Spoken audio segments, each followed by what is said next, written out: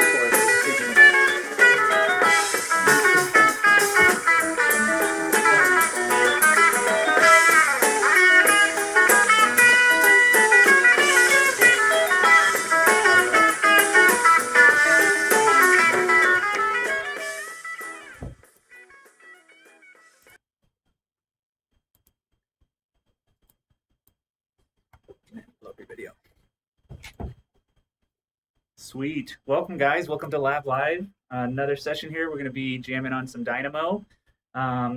Mark is with us in the house.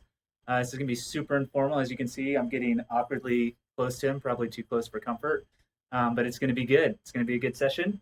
So today we're going to be talking about a lot of elements in Dynamo, specifically the learning objectives, as it were. So we're going to flip that. Sweet. Cool. So learning objectives today are going to be looking at concrete pour diagrams, automating sleeve modeling, creating penetrations for walls and floors, and then also pre-construction estimation. So those are the kind of things we're going to be going through. If you guys don't know Mark is our Director of Product Development. He is killing it on the programming side. He was leading the session at AU with our team doing the Advanced Dynamo workshop. So if you guys are interested in checking that out, it's out on Autodesk University. It's also on our blog. So if you guys, after this session, want to really kind of ratchet up and take it to the next level, you guys can check out the Dynamo workshop that is out there on the interwebs. So, but what we want to know is we want to know who you guys are, and we already have some people already chatting in the message box. Just chat in there and tell us who you guys are, what you're about, what you're into, where you work at. Give us some fun facts out there, and let's keep that going. We had surprisingly 450 people sign up. Yes, the presentation is hidden by the webcam. Thank you for noticing that. We'll fix that. Mark's on it. He's like on that and white on rice and a paper plate in a snowstorm. We're getting used to this YouTube live software. It's different. Cool. So we want to know who you guys are and what you're about, what you guys are working on. There's a lot of people that are signed up for this today, so it's going to be hard to field questions, but keep the chatter going in on the message box, and I'll try to field those questions to Mark as best as I can and as we have time to. So with that, what we want to do is move on to the problem that exists in the industry. So specifically, we have, and this slide's probably overused. Sorry if you guys see it a lot, but It shows a comparison between all other industries and then the construction industry. And really, for Dynamo as a tool, has largely been used by architects. But now, really, contractors are able to benefit from that. So that's really where we're going to be going today. Is trying to figure out how do we automate a lot of tasks, because with that, the problem is data waste and lack of automation on the construction side. And so we want to try to do is mitigate that, mitigate manual data end workflows, and try to streamline that process. So with that, without further ado, we're going to let Mark jump into it and rock it. So thanks, guys. Sweet. Thanks for joining us today, guys. Like Bill did, a bit of an overview there. And so what we're going to start off with here is we're looking at trying to automate some sleeve and embed placement based off of LinkedIn files. Because a lot of times what we're seeing nowadays in construction is that a lot of the different players and subcontractors and things like that use different types of file formats and other stuff like that. So it's always very beneficial to look at what you get in a model and then try to bring that over into your existing workflow, using your existing sleeves with all of your existing sleeve data and all of that stuff, because as you'll see, like throughout this whole thing, everything can be used. All of this data can be used at every single step of the process for getting better estimations, for getting better documentation, and for allowing everybody that's part of the process to work a lot more efficiently. So, like Bill outlined at the beginning, and I'll just go back to that really quick, is we're going to start off with concrete pour diagrams. And so what that's essentially going to entail is creating section views is going to be the first step of that process, and correlating some of the data that you have corresponding to which pours are going to be happening first or which pours happen in sequences and things like that, and being able to get that stuff documented a lot faster than how you traditionally have to model all of your views and things like that. So right off the bat, I want to just jump straight into Dynamo. And so what we're going to do is we're going to first create a section view. And so that'll allow me to kind of just like unpack section views in Dynamo for you guys, because that's going to be like hugely beneficial for anything that you're going to be doing related to documentation. And so once we build a section view, then I'll show you guys a further workflow of where this leads, and then kind of see like more options and stuff. And I kind of have a pre-built Dynamo graph there that we can use when we come to that part. So I'll get started right off the bat. And so I want to select this wall because we're going to start off by just documenting this wall, for instance. So I'm going to start off by just grabbing this wall. So the fastest way to get a select model element node is just to go and find it and not necessarily to search it, because the search doesn't work that well with a lot of these selection things. But so I'll go ahead and drop in one of these select model element nodes, and I can get the location of this wall. Another thing I want to preface as I kind of start to go through this is that I will be trying to only use out-of-the-box nodes. I kind of have a preference towards out-of-the-box nodes due to the ability of just creating a robust tool that people can use over and over again for a long period of time. And when you start to add a lot of custom packages and stuff like that to your workflow, it becomes very hard to maintain that and to be able to do that, especially like across firm-wide and stuff. A lot of people will be coming up asking, why are these nodes red, or where do I get their values from and stuff like that. So I went ahead and just started off here grabbing the wall and grabbing line and the direction of the wall. So we can look at the geometry preview, and we'll just see this real basic line, and that's where the wall is going to be. So I guess also I can just show the wall geometry really quick. I probably won't keep it up. I'll just hide it, but see, just so you know, that's where the wall is, and then that's its line, and that's looks like the center location line of the wall. So I'll just hide that though, because we don't really need it right now. And so the next thing I'll do is I'll just go grab the section view node. So this is a really interesting aspect of Dynamo and kind of Revit in general is the different abilities to create section views. So you have these two kinds of nodes here, and it might be a little bit off topic, but you can just trust me on this. You don't really want to use this by bounding box node. You'll have lots of issues with rotation and just getting things to happen correctly. It's going to be a mayhem. And if you try to rotate your view after placing it, you'll double the time that it takes for your graph to run. And I've done significant profiling through different Python avenues and done data analysis reports for some clients on what's making their graphs run fast or slow, and you'll see right away that you'll double your time. It'll be terrible if you try to do something like that. So anyways, we'll go ahead with this coordinate system min max point section view creation. So let's see. I don't see any questions or anything like that, but just feel free to ask questions or whatever, and I'll just look over and so we could keep the ball rolling, and I'll just try to come at it from a good angle to keep everybody involved and to keep everything moving smoothly. So one thing that this section view creates needs to create itself is a coordinate system.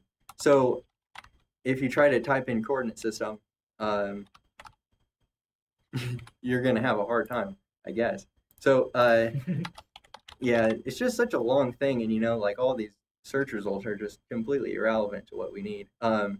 So okay, here we go. We're looking, and we need a coordinate system by origin and vectors. So here we are, origin and vectors. And so we see too that we have two of these origin vector nodes. But you'll notice, like if you hover over Z, it just ignores the Z completely. So it's pretty pointless. Like if you come down here, I think it just is going to tell you that it doesn't matter. So we'll just stick with X, Y, and we'll leave the Z for later. So one thing I want to just point out here, and so this might be like the most important aspect of creating section views, is understanding this relationship. And so when you build your section views, there's going to be a couple main points that are really important. One being the point of the wall itself. So maybe like this point down here, right in the bottom, really where it's located in the project. And then the next points are going to be this up direction and this right direction. And that's really gives you all of the information you need to define a coordinate system that will be able to draw this section view. So if I just put in the last thing, coming into the page is going to be your Z-axis, and then up here you'll have your X-axis, and over here you'll have your Y-axis. So bear with me on that. It's important to know if anyone wants to screenshot it or something like that, or you can hit me up later or whatever, get the data set. But that's like the most important thing to know is up direction is always X-axis and right direction is always Y-axis, and those are very important directions there that they have. If you go into the Revit API and you look at your views, you can see like view.up direction is a property of the view. So it's so important. So like we said, that the Y-axis is the right direction. So that's what we have right here with this line direction. We have that right direction because it's just following that line left to right across the wall. So we can throw that in right away. And then for our X-axis, we know right off the bat that that's just going to be the Z-axis. That's just going to be up and down. And the only reason that would change is if you have slanted walls, which I don't know, maybe is like a bit backwards from pores, just because slanting and stuff is going to make things a lot more difficult. But it's all possible. It's all possible. It just, for now, we'll just stick with this. And then for the origin, we just want to get that center point of the line. We could get that really easy just with a point at parameter node with like a 0.5 parameter. That's going to give us that center location, and we'll throw it in there on our line, and you'll see it'll pop up. See right there on the bottom, we'll have that little origin point. So we have everything now. You can see that coordinate system over on that side, and it's just sitting there at the origin of the world coordinate system within Dynamo. But when we pass in this point, you'll see that this little guy is going to jump across. Yep, see, there it is. So and you can't really see the green line. Yeah, there you go. You can see the green line a bit better now. But now we see like this is truly like something that we wanted. We're looking in a certain direction, and we've defined all of our values. So now our section view is truly in line with what we need. And so just to showcase this a little bit more, it's going to be pretty powerful. We could just select like this other wall, for instance, and then see like our coordinate system just transferred with it, and it's still pointing like perpendicularly to the wall. All the section view is going to be correct. So this is really the perfect setup for just defining and creating tons of section views moving forward. So yeah, we could just plug our coordinate system right in there, and then min-max point, this stuff is always like really complicated to me. I don't know like why it has to be so hard, but we'll need 2 points, that's for sure. And so essentially all these things are going to be judged off of the local coordinate system. So essentially, like from left to right, how far left and right do we want to see in our view? Well, we want to see like the total wall width within the view. So we want to see like wall length divided by 2 to the left and to the right. We want to make sure that we expand our view in the y direction far enough that we have the entire wall, and maybe with a little bit of buffer in our view, and then same with the top and bottom. So all of these points are going to be defined just like that. So what we'll be able to see is that we just use this exact setup that we have with the x-axis. That was the up direction, if you guys remember. And so we know that the min point of this up direction is just going to be around 0. It's just going to be right at the bottom. And then at the top, it's going to be the wall height. So a really powerful method for seeing like what parameters are available within an element is just to pull out this element parameters node. And I mean, we can see really quickly, and there's really like a lot of ways to do this, but we can see really quickly if we have access to, say, height or anything like that. And I think it's called unconnected height there. Yeah. So we can get the height of the wall there, but what we can also do, which is a bit more of a powerful technique, especially when you're dealing with these kinds of things, is that you can just get a bounding box by the geometry that you've built, and then you can get the height of that bounding box, or you'll then have to make a cuboid, and so you'll go from bounding box to cuboid. Sorry if this is like really technical at this point, but we just have to bust through this so that we can get a sense of what is going on in this. And if I start this whole conversation off with a type of subject where we're looking at oh my gosh, all these views just got generated automatically, everyone's just going to be like, this is way over my head, and we won't be able to do anything. So yeah, of course, we got our height all set for our view that we want to create, and for our length, we can just use like a curved length node. Hopefully this is all like really helpful for you guys, like seeing like the landscape of possibility when you're looking at all of these different nodes and things. It can get really overwhelming, and I think that if you just kind of close your eyes for a while and just start dropping nodes randomly down on the canvas, like that's going to take you a long way, especially if you don't have much of an idea of what's going on, because you'll start to see the landscape of just what is going on here, and what do I have available to me so that I can start building things that I want to build. And so finally, we've dropped all of that out. I think at the end of the day, we'll need like just like a -1 and a 1, because essentially, and this can be much more well defined in the future. But the Z coordinate, like I said earlier, was the one that's into the page. So when you do this sort of thing, -1 to 1, it's going to take the center point of the wall, and then it's going to back up a foot, and then it's going to go forward a foot, and that's going to define like your far clip offset, if you will, or something like that of your point. So if we go ahead and take a look at this, we'll have to hide this cuboid. I'm not a fan of it, but we can throw in the max point and the min point. Now, like we have everything defined here. So in essence, we should be able to run this, and then we get some sort of section view that just gets created. So I'll move that off the screen and throw in like level 1 plan, and see, I just ran it over here, and there we go. We got our section view. It's just populated right there. I can switch to it, and yep, like it's cut just right on top of the wall. I didn't put any buffers or anything like that in. It's just cut right on top of the wall, and we're ready. We're ready to document this wall.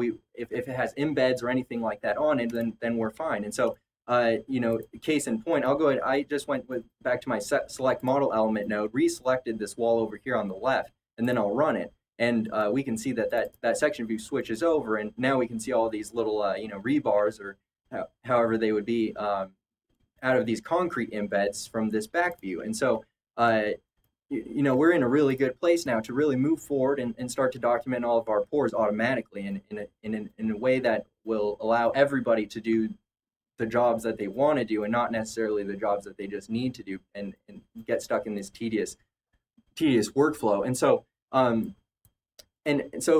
the last thing I'd say is that if I select this other wall and I click it again, we see that our view is switching around. It's not preserving anything. It's always updating, and so that's how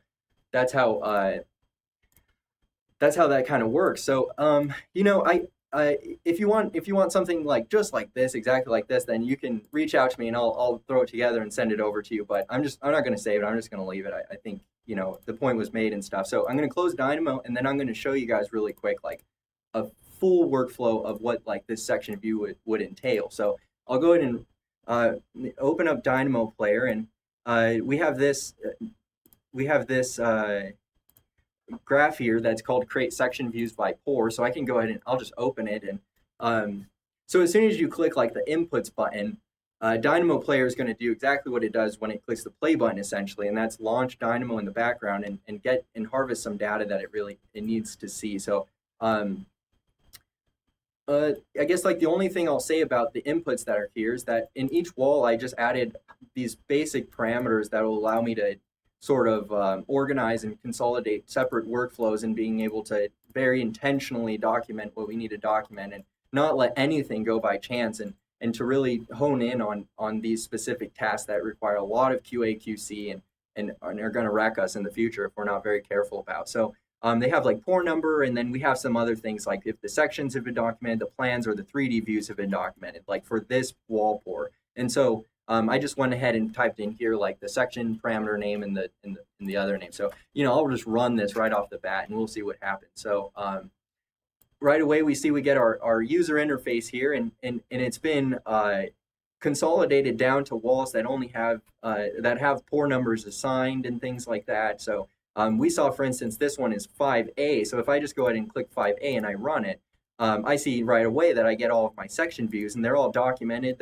All of these walls are documented. They have a bit of a buffer on them. They show in a little bit to the left and the right, so you can see if there's any adjacent walls with embeds that maybe are important to this. And at this point here, when you've generated all of these things, I mean, it like the sky is the limit. You can generate it for the whole tower. You can generate it for anything really, and you can start to add view filters so that everything is colored and organized and it's all with a click of a button. And so, so that issue that I talked about for just a split second about the updating of the view, we don't have that issue anymore with Dynamo Player. If I run it again, now we see that we don't have 5A for our pours anymore because we already were able to document those. So, 5A is gone. Now I can just go with 4A and 3A, say, and just run those. And well, look at that. Like now my pours are documented for these ones as well. And like I said, it has everything. You could do section views and everything. You can correlate your section views to these your view filters. You can correlate your view filters to these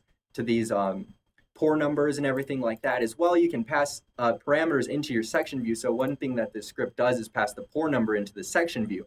So now you have like this, just incredible ability to start to see what's going on and when did it happen and why did it happen. And you can pin elements while you do this and all this stuff. So if I run my graph again, now I see, I'm going to see right away I don't have 3A or 4A anymore or 5A because they've all been documented, and that's a really powerful thing. And so you can see here that this parameter that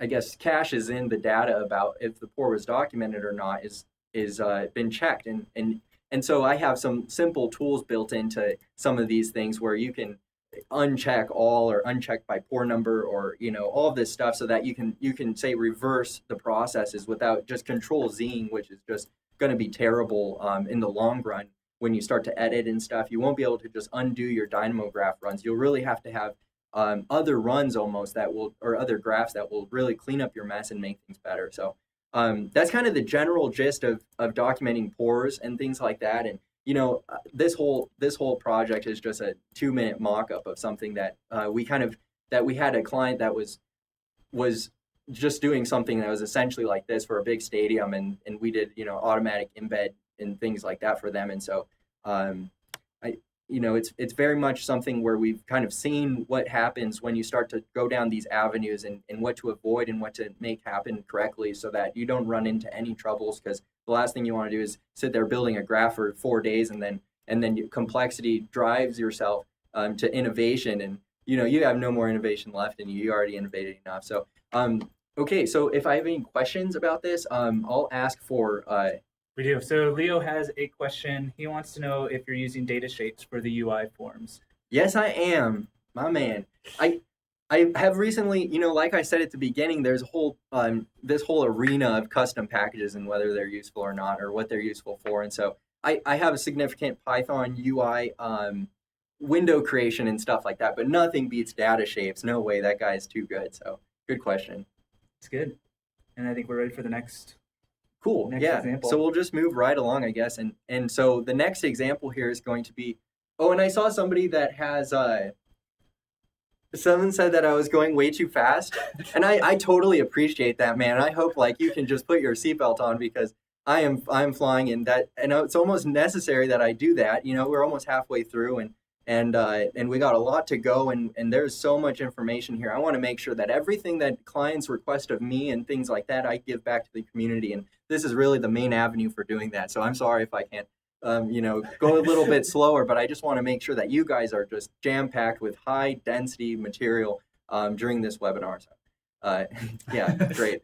Okay, cool. So we're going to do the same thing as last time. If I come back over here to this slide, the next thing we have is automating sleeve modeling or embed modeling. Really, it pertains a lot more to like structural, like with structural, you might not even have sleeves, you may, well, I guess, yeah, but you're thinking about cores and when those things need to happen and stuff. And if you get on a project that has, concrete for an arena, you have no time to be sitting around and taking all of the linked model elements and bringing them into your own elements so that you can harvest data in your own data environment, which I can't overstate enough is extremely important. Like, when I'll show you guys, like some of the estimation workflows that I've been seeing are just phenomenal. Like there's people like on both coasts, like all over the country that are coming and just saying like, oh my gosh, our estimation is just,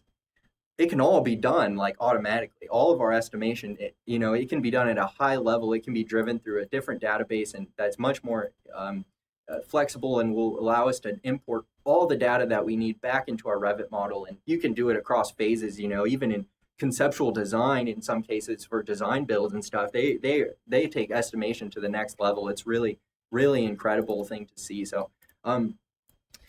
So for automating sleeve placement, I'll go ahead and just do the same thing. We're going to look at how would we do one automatically, and then we'll go ahead and see like, okay, like, well, let's just check out a script that's already written that's just hardcore and is just going to do all of them for us at once. So the first thing we have to see about this is that, you can make all of these decisions all day about should it be face-based or should it be not face-based or, all of this stuff. And it just goes all over the place, and there's pros and cons for all of it. And sometimes working with family instance rotation can be such a pain that with things like this, with embed modeling, you're going to be solid if you just go ahead and do face-based. And especially when you start to get to curved walls like this, like you're like just having these embeds just place themselves face-based like as properly as possible is just going to be so overwhelmingly efficient for yourself, like with respect to building the Dynamo graph and stuff, that just making the decision to go face-based is just such a remarkable and substantial save of time that but the conversation goes on and on. So you guys can tell me all you want or argue all you want, and I'll agree with everything because I just know it's all true. It's like you can go on both sides of this fence, like no matter what. So I'll go ahead and throw in this node for family instance by face because that's what I have, and I just preloaded this family that's just very similar to these other little families that are in here. No, I didn't model out all the rebar and all that stuff, but it can all be possible. And so I need a face right now, so I could just use like a select face node.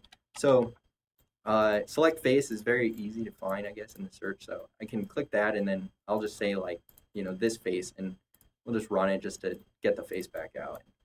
Yeah, there's our face. It's right there. It's very nice and has good intentions and everything, so we can trust it. And so then what we want to do is we want to get the location of one of these embeds where we're going to be placing our embed or our sleeve or our core documentation or detail item or anything like that. Like this is essentially what it's going for. So, it's in a linked model right now. It came from IFC. So if I just click here, we have tons of IFC parameters along with very basic geometric information that will allow us to, and we'll pull that stuff over from the link file and then we'll place it into our own family. And so I got to get the location though. So in order to get that, this is Yeah, and this is just fine. If you have any questions about what I'm doing, just let me know. But we have a select linked element node here in Springs. I really like Springs. Springs has phenomenal nodes and things like that. And they're all Python and stuff, so you're going to be able to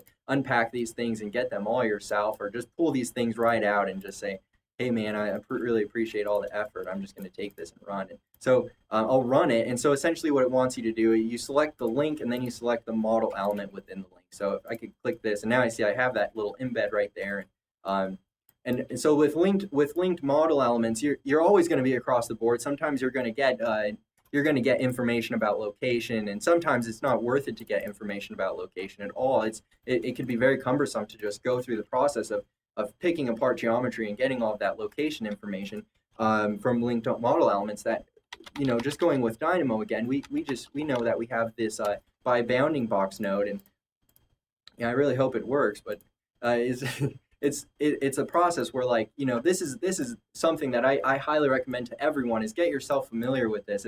It's create a bounding box and then make a cuboid out of it. You guys have seen me do this 2 times now, and cuboids give you the option of they're going to give you like height, width, length properties, and it's all going to be really good and smoky. And bounding box is just going to be min point, max point. So cuboid really takes things to a second level, and then you can use like solid centroid node, for instance, and now you have like that center, or now you have not only the bounding box, but you have the point there as well. So if I just come in here, now I have this geometry and from the cuboid, and it's going to be hiding my point. But see, you can see now right there that point now exists right where we need it, essentially right on the face where we need it. So we have our location right there. So this is the last thing. If everyone just wants to like cover your eyes or don't look down or something, I just don't want to explain this at all. It's going to be way too much effort. But for this reference direction for this for the family instance by face, you don't even need to do anything. You just give it a vector, like no matter what, and it's just going to place it. Who knows, right? But cool. So if I go ahead and I'm going to pull this off to the side and I'll run it, and we'll see right there that our little embed just got placed, and it's placed right on top of this. It's placed exactly where it needs to be. And now all we have to do is essentially bring the parameters across. And I'll just do that really quick, just because I think it might be a good exercise. Very basic, something like this, just setting parameter values is really powerful, and at the same time really basic. So I could I need to get the parameter values from the linked element, which I know is back here where I selected it, and then I need to get the and then I need to set it to these family instances. So I could just chain these little guys down like that, and now I have everything set up. I just need to feed it parameter names and values. So I'll just build this little thing really quick, and I'm not particularly excited about typing this out, but I got to go and grab the parameter names, and so all of these things are called like height, width, and length with this Tekla quantity in parentheses. So Tekla quantity. And again, if you want to see all of the element parameters that are available, you can just go ahead and pull out an element.parameters node. I can't overstate this enough. So I guess one thing that is pretty interesting that I would highly recommend is this Revit Lookup tool. So like you can say like snoop current selection, and then you can get this embed right off the bat, and you can see all of this different things. You can select it, and you can see all the parameters, some of the parameters that has available, and you can do so much like with this Revit Lookup tool with respect to getting information about all of these different elements and figuring out and picking apart like what changes and why did it change and all that stuff. So hey Mark, so yes. William wants to know why you have 3 set parameters. He says, why 3 set parameters? Yeah, good idea. So good point. So as I kind of move through this, I think you'll see it. So here's a cool little trick. If you just have your cursor right on the line, you say Control V, Control C, Control V, they'll just like you could do something like that. So easy. So to answer your question, and maybe this is just answering it for you right off the bat, is I need 3 parameters just because it's a cube for my mocked up embed or my mocked up sleeve. So I just want to pass in the width, the length, and the height for all of these. So I'll probably need 3 get parameter by name nodes as well, and then I'll just pass all of this across, and then we'll be done with it, and we'll be able to see something that's truly out there in the world, in the wild, and is working for clients every day. So I'll just run this, and great, I get the height. So and maybe this was where your point was going, William, was that maybe you would like, why would you need 3 of one and not 3 of the other? But yeah, you're right, we need three of these ones as well. So and then we'll go ahead and pass like height here and width here and length, and just pass in these values as well.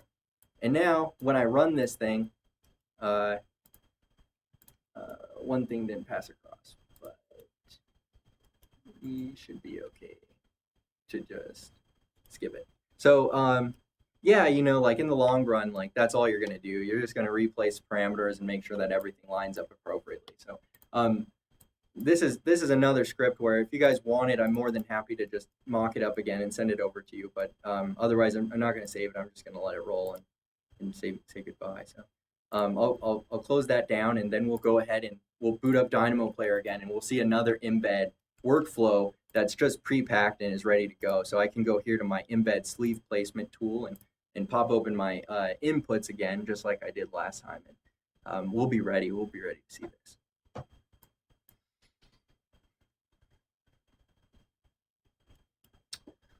Cool. So, you know, just like in the other graph, we just select the family type that we need, which we know is just this this embed family, and then we can select all possible wall faces. So this is something where you can say like, yeah, do it on like all of these things, you know, like do it on every single one of these walls. For this one, I'll just select these two, and I'll click finish, and now those walls are selected. So then we'll run it, and we'll see right away that we actually get entered into a Revit selection mode, and this is because of that Springs node again, where we select the linked model, and then we select all the embeds. So if I just roll out to a view like this, I can select all of those embeds just like that, and just click finish, and that should be all baked in for us, and now we should be able to document all 16 of those embeds in just a matter of seconds, and now, you know, really where the power comes from. So I could go ahead and hide out my linked file. Well, you know, I'll just do this instead, where I'll just isolate by category, and we can see that now we have all 16 of those embeds like ready to roll, you know, and you can do plenty of stuff with IFC where you can dimension to it sometimes, and you can take its parameters and add more value to it all over the board, all across the board. And so really like where this workflow lies is in the power of like being able to use your own ecosystem, you know, and that's really one of the big things with interoperability is just working in your own ecosystem is going to give you the ability to work with so much more. And because with these embeds, or, you know, with concrete or with sleeves or cores or anything like that, you can start to pack in tons of information about, you know, what it costs your firm to build it, you know, how much is it going to all come out to in the end for estimation, and all of the different metrics that you can do for that, you know, the hundreds of metrics even from what I've seen, and you guys know more than me, I bet. So that's kind of like the workflow process there. Now you have all these embeds placed, you know, you could do similar stuff with everything else and really start to get a good handle on how you start off an automatic process of modeling all of these embeds. So from here, I'm going to go ahead and go back to questions. So Edwin had a good question. He wanted to know, where do you download the Revit Lookup table? Yeah, so good point, man. I knew it was going to come up too. I was absolutely just thinking about the answer and not actually preparing. So, you know, there's so Revit Lookup has its own GitHub page, and it's by the building coder, Jeremy Tamik, who's just a titan, maybe like the prominent titan in the Revit API game, and you know, he's all over the place. He works for Autodesk and all that stuff. So here's the Revit Lookup GitHub page, and they have, you know, some download ability here, but there's also I think you have to build it from source here. And I know that Harry over at Booster BIM, he wrote a blog post as well, and he said, hey, here, I'll just hold the Revit, I'll make an installation file for the Revit Lookup tool, and you guys could just install that. And so I guess like Evolve Lab can do that for you guys too if you need it, but otherwise that's all the resources there for Revit Lookup. Thanks. I thought that was a good question as well. Yeah, it was really generous of Harry. Cool. Oh yeah, Edwin. Google found one with installer from Booster BIM. Yeah, that's exactly what I was talking about. Yep. He has it right there. So. Yep, for sure. Yeah, so I think we're good on questions. We'll move on to the next one. Awesome. So I can close this Revit model because now we're kind of done here with this sort of concrete stuff. So now we're going to go through creating penetrations for walls and floors. I don't know what you guys thought this was going to be. That seems like the most broad thing ever. So everyone's got so excited and everyone's starting to sign up. And I'm like, you don't even know what this is. Like, I don't even know what it is myself. So I went ahead and, so essentially like to kind of unpack the process and what it entails is this. It's that the GCs, as we're moving forward in the industry, are seeing more and more often that they're given all of these different file formats. And a lot of times, and some cases, every single time, they're not given any model other than just the Navisworks model that they can run clashes against. And I don't necessarily agree with that. I think it should be very open. Some people have strict, they have restrictions about, they put all of this data in their template and all of this stuff, and sometimes they don't even want to share it with us. And I tell them, I've seen 14,000 templates. Like, I don't need, I'm not going to steal your stuff. Like, and I think the same thing for the industry and where it's going is that sharing is caring, and that's really going to enable everybody to do their job to a much greater efficiency. And, the capacity for automation and the capacity for moving the industry forward is just, is just getting bigger and bigger. And I think that for now, though, we have to deal with things like this. And this could be for a very long time still that people are not sharing their models, or everyone is just only collaborating in Navisworks really and things like that. So so what you can imagine here is that, say like this ductor, say that even the wall is say like the ductor, say some piping or something like that. Like, say someone just went straight from AutoSprink over to AutoCAD or something like that. They're gonna have a completely different model format that maybe won't necessarily work that well in Revit. But also on top of that, like this isn't a good indication of what's going on here. This is not reporting like a sleeve or a core or anything. Like, this is just showing like a duct going straight through a wall, completely undocumented and potential to be missed. And so hopefully that helps with a bit of context of what this next one entails is starting to see, like, how do we get information from different file formats, and especially from Navisworks, and we start to bring that into our Revit model to work with, because that little bit of that penetration or something could be very small, but if you have 10,000 walls all across your project, then that adds up to a lot of concrete tonnage, essentially, and that's going to be a huge difference in estimation one way or another, right? Whether you have to put in all the man hours of drill nose cores or all the RFPs to the structural engineer to get all of this stuff approved, it's going to be very intense. And the last thing you want to do is sit around trying to punch holes in walls in your Revit model so that it all can be documented. So to just kick this off, I'll do the same thing I did last time. I'll just rip open Dynamo and then just, show you guys some really interesting things. And essentially, there's a package called Dynaworks for Dynamo, and it allows you to work with Navisworks, and to work with Navisworks class to check, work with anything that's allowable in the Navisworks API, essentially. Not to say that Dynaworks is going to do that for you, but just that Navisworks API is available, and Dynaworks gives you access to a subset of the available options within Navisworks. And so, the rest of it you might have to do with Python or something, but all of this is readily achievable for you guys. You just go to the package manager, install Dynaworks for whatever version of Navisworks you have, and you just start to roll with it. So if I go ahead and, I guess I can open up this Navisworks file that I prepared. Some people are asking if it works with IFC too. Does what work with IFC? Are you able to read the IFC file? I think it's a question similar to how you're grabbing this information. What if you have it in an IFC format? Can you grab that with Dynamo to be able to run these penetrations? Yeah, definitely. And I mean, to my knowledge, it's going to be significantly easier to do that even, because there's already tons of pre-baked tools with geometry intersection and things like that with Dynamo that are very optimized. But there's also tools like these BIM morph nodes from this guy Thomas, who's just absolutely just doing a really good service for the industry, and he has lots of intersection things and things like that. So definitely 100%. You can do it with IFC because you can get IFC geometry and all of that stuff. And hopefully that answers your question there, Leo.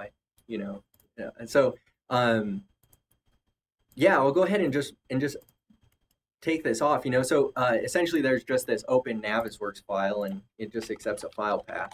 So I could just go find it, hopefully. So yeah, here's resources, and then here's my NWD here. And so I was going to open it, but I think what I could do is just say like to open it, like truly open it, because it does give you an option here to just load it in the background.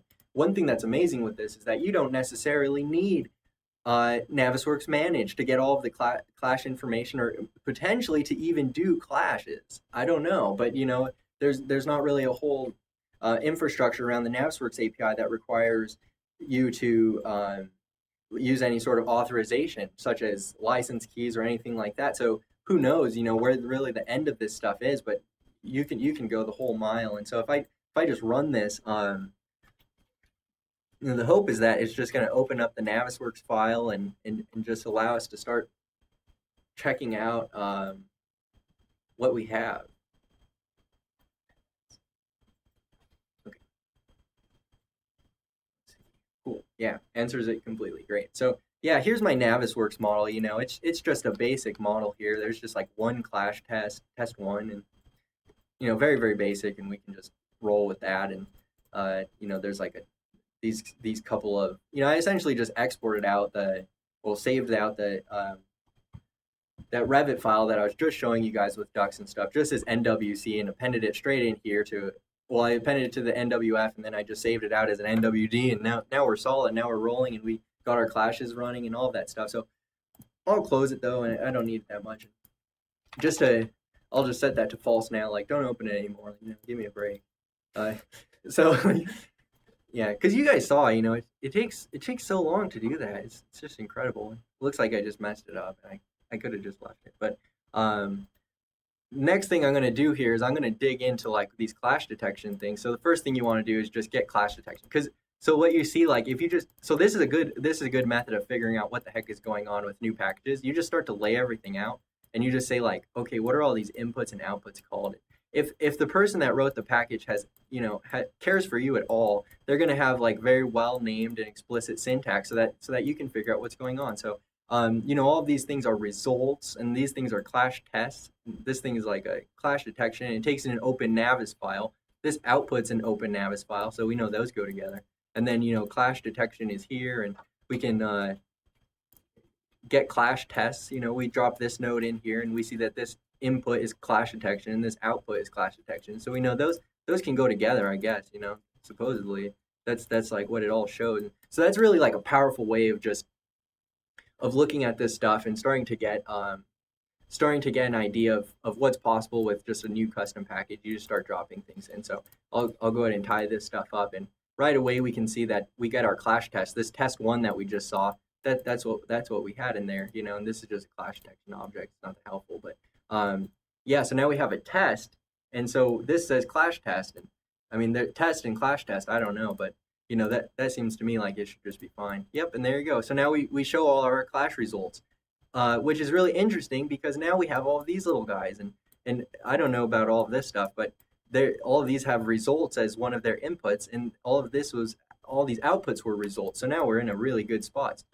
Same with this one, get clash point. So we can get, clash, the point of the clash, we can get the bounding box. And so when this says clash nodes, it just means like the two objects, it's talking about like the rectangular of the duct that's clashing, and then like the face of the wall that's clashing. Like the first elements that are truly clashing together that Navisworks detects, that's going to be these clash nodes. So you can start to get a good idea of all this stuff. So I'll just take those out, I suppose, and then you look at this. This here is like something that's pretty interesting and can really help you out a lot as you move through this. Is you can use these object type nodes, and so right now, like if we do object.type, like tell me what type of thing this is, and it's going to give you like, oh, these are all like results. And to me, that's not helpful at all. That's I can't access that object. Maybe if you want me to explain that more or something, I'm more than happy to. It's kind of a long topic and more of like programming paradigm or something like that. But it, essentially all this tells me is that I need a string from this, so I can just say like, I guess it's like string from object, and then when I grab these guys, then I can do another object type, and then I can pass that in, and now I see that all of these guys are strings. All these guys are strings now, so it allows me to do something like this, where I can say like, does this string contain a new class? And then you can just say like, and then you can just pass that in, and you're ready to rock. You got like your filter, your bool mask filter all set up, and you got your new clashes only coming out of here and come in here. And so I guess the whole, I didn't really like show you guys what the error would have been, but this, you can't just pass like this right in here. These all say new, but if you pass them straight into there, then it's not going to work, because these aren't strings. And so it's like string contains, like I can't do this. I don't know what it's talking about. It's just going to say null. So you pass all of these and make them strings, and then you're able to just get only the new clashes, and then we can get the clash points of the new clashes. So we're set, we're golden, we're ready, we're rocking. Oh look, there's like, there's the little dots right there, and who knows, maybe I could just get all the I could do a whole bunch here, but it doesn't matter. So again, this is about the time where I say adieu to all this hard work that I did, and tell you guys that you guys can just ask me for it later, and feel free to, I can mock it up, or you guys could use your new tricks that you learned of just dropping like tons of nodes on the canvas and just starting to see like how they correlate and what potential options you have for stringing them together. So I'll go ahead and say like no to those changes. I'll come back to my Revit file and open up my Dynamo player. I could look here and go over here to my openings from Navisworks file, and again, it's the same thing as last time. It's the core of the process is just that. It's just getting those clash point nodes. With the section views, the core of the process was creating the section views. The core of the process of replacing those embeds was just selecting the embed and placing it. Everything that we kind of went through in great detail. The rest of the stuff in this thing is just filters and things like that. And you don't even, you could do all of that stuff in your free time, and it's kind of unrelated and not that complex, mostly setting parameters and getting parameters and things like that. So I'll run this thing, and it is haphazard too. So like, this sleeve here is just, pretty okay. It's kind of big. I just said like do it at like 1 foot in the directions or something. I was not like particular about this at all, like trying, but at the end of the day, like, and we've developed these scripts, and so we know for sure is that you can model this bounding box like straight around the duct, right, as big as you need it. And same with pipe, you can do everything that you need, circular, everything that you need. The Revit API really has very extensive like void cutting methods and other sort of module setup that it makes your job very, very easy. And so yeah, that's kind of the workflow there for creating openings. And so now and the other thing I can say is that there's a whole bunch of stuff around trying to control all of this stuff downstream. Now if someone's moving their duct, you also have to move your opening, and so that's something where you can use all of the tool set that you have. You can store data inside of the openings or inside of the walls, and you can make sure that everything stays correlated and updates appropriately, kind of outside of this whole Dynamo environment. So questions here? Yeah, so we're getting a lot of questions here. I might just mention that we have one more example that we want to try to get through in 5 minutes. So we'll copy paste the questions and post the answers in the comments field.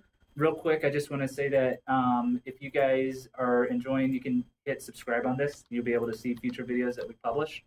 But we're going to move on to the next one, and I'll copy paste any questions and answers into the comments field so Mark can finish his last example.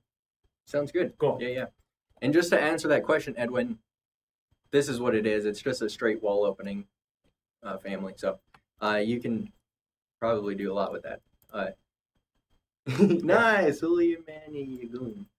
I like it, dude. Okay, cool. So yeah, here, let me jump to this last one. This one, I could probably do it really quickly, but I have to give a shout out really quick to my good buddy over at Skanska, Oliver Ocolato. He's a senior pre-construction technology specialist that me and him have collaborated quite a bit lately on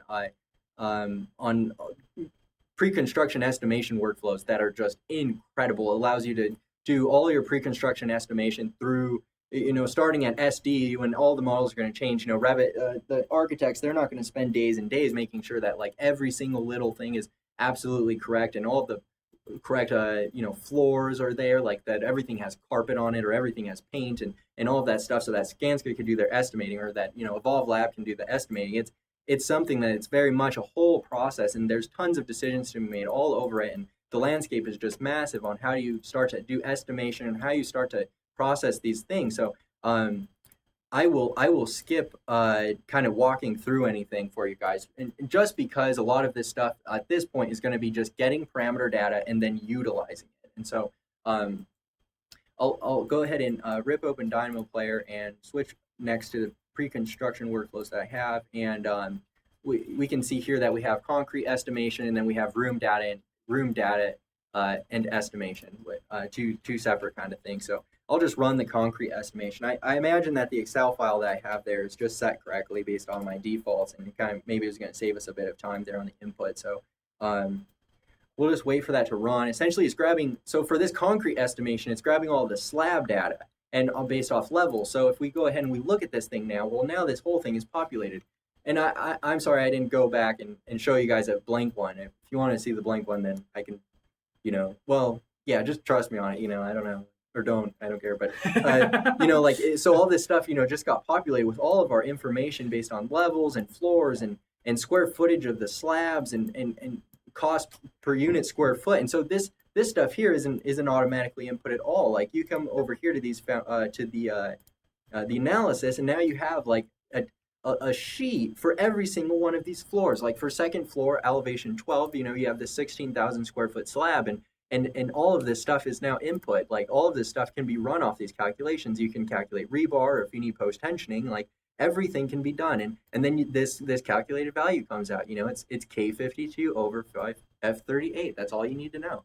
And just kidding. But yeah, so we get these really good concrete estimates. And I mean, look at this stuff. It's absolutely incredible.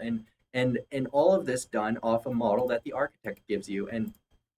And so I hope that last little point that I made there was just something that was kind of, how can you trust an architect's model? Like, you just really don't know. Like, sometimes they'll use more or less default stuff. Sometimes they won't use real tags. They'll just annotate over it. I've seen it 1,000 times. It's absolutely frustrating. And so they don't mind. Some of them, they just want that drawing set, that construction documents drawing set, and that's all they want. So stuff like this can be so powerful. You can just come in here and you just isolate your floors by category, and you can so quickly just see something where you can get a quick judge of what's the process that's gone into working with one of these models that your architect gives you, and you just see, like, are the floors set correctly, or does this make any sense at all? Like, maybe not. Maybe just delete it out, like, and just call it a day. And so then the last thing I'll show you really quickly here is that we could do a room data one as well. And so this room data one is also one that is just absolutely incredible and saves tons and tons of time. So you can see here now all of our rooms are set, and all of the offsets and wall areas and volumes, everything is set here, and you can start to mess around with it and start to work out these calculations for estimation that would otherwise take you incredibly long period of time. So I guess the last thing I want to say about this is really one thing, and this is something that many clients have found incredible and invested a lot in, is this whole these 5 blank columns. Like, these 5 blank columns are worth $1 billion all across our industry, because they're data that you can easily input. You say floor finishes. Well, hey, I know that I know that all these floor finishes have to be carpet. So you just go in and you say carpet, and I know that these guys are crazy. They just want carpet everywhere. And so you just scroll it, you throw it in there, and you call it a day, and then you import it back into Revit, and there you go. Now all of your rooms have those floor finishes. You don't have to go through, select all instances of view. You don't have to go through anything like that. And you obviously, like, Excel has way more than just that auto populate, where you can get considerable amount of stuff out there. So, you know, it goes on and on and on, and I could probably keep going, but I can't. But, you know, it's just a whole thing where I hope that you guys got a lot of value out of this. Sorry if I talk fast, but it's really something where this is just opening the conversation, and I appreciate you guys the most, because without you, this industry would stay stagnant, and things like this, and bringing the community and getting everybody involved is the right way forward. And I can't say at all that this is even the tip of the iceberg. I know that everybody out there is doing so much to move the industry forward, and it's really becoming, you know, it's the hipster thing to do right now, is to move the industry forward. So that's why everybody's catching on. So it's good. I'll just pass this back to Bill and let him kind of, you know, talk to you guys. And we're just going to wrap up. I know you guys are busy and probably have deadlines. So I just want to throw out like a few free things that we offer. We have our free beaker package that Mark's always adding to, and may have a new one coming out as well. But we have a free membership. So if you guys enjoy free content like this, we have a forum, we have free scripts and add-ins. So if you enjoy like some of the scripts that Mark's been writing, we have a bunch of those out there. We have a Slack channel. We have some free training videos. So feel free to use those. All you have to do is just sign in, and you have access to all those. So we really believe in open source and sharing a lot of content. When you guys are ready, we also have a subscription. So we still have to pay Mark. We have to pay me to make sure that we can continue providing great content for you guys. So at some point, you guys want a custom Dynamo script written or anything like that, we're totally here to help you guys out. We have a bunch of free content that we're always trying to publish, but also want to try to help you guys individually as a company and as an integral part of the team. So just want to mention that. If you guys have enjoyed this, hit subscribe on YouTube. This is new for us. We're kind of new to the YouTube live thing. We're trying this out versus GoTo or Zoom. So make sure you guys subscribe on that. We are giving away a free hat and some free swag. We have a bunch of these, and we wanted to start giving some away. So if you guys have enjoyed this at all, if you guys would kindly just do a Google for Evolve Lab and leave us a generous review, we would really appreciate it. I'm going to go through those reviews. We're going to raffle off some Evolve Lab swag, and then we will send that out to you. So that's what we have going on our side. If you guys want to reach out at all, you can reach out to me, bill.allen@evolvelab-inc.com, or go to our website. And love to chat with you guys, learn more about your guys' process, the projects you're working on, where you guys are at with Dynamo. Would love to learn more about you guys and what you guys are about. So with that, we really want to say thank you so much for the present. Thank you for attending. Thanks to Mark for presenting. Good job. Thanks to you guys. Yeah, it's hard to get through all that content, talk fast, but I think it was good. Hopefully it was beneficial for you guys. With that, enjoy the rest of your day, and we'll talk to you on the flip side. Bye-bye.